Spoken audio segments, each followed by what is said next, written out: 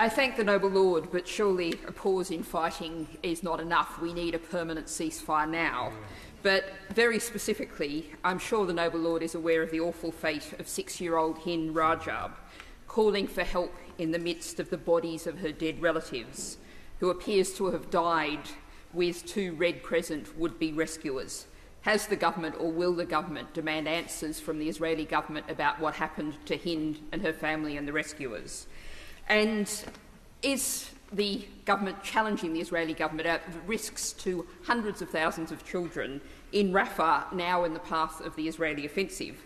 Surely it's time to stop all arms shipments to Israel, as a Dutch court has demanded that that state do, and implement targeted sanctions against members of the Israeli leadership, particularly those calling for new settlements in Gaza and on the West Bank.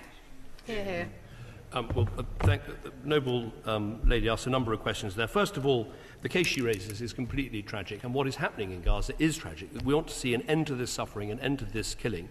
Let me just make this point, that the pause we're calling for, we want to turn into a ceasefire by making sure the conditions are right for getting a stop in the fighting to mean a permanent ceasefire. The way you do that is by fulfilling a number of conditions. You've got to get, in our view, the Hamas leaders out of Gaza. Otherwise, any ceasefire won't last because the problem will still be there. You've got to dismantle the operation of terrorist attacks. You've got to have a new Palestinian Authority government in place. You've got to give the Palestinian people a political horizon to a better future and a two-state solution. And crucially, you've got to release all of the hostages and do that very quickly. She asked whether we challenge the Israel government over individual episodes. Yes, we absolutely do. I've done that personally with them over, for instance, a building that was bombed that had UK medics and other charities in, and we'll continue to do that as part of the very important process that we go through to judge whether they are in compliance with international humanitarian law.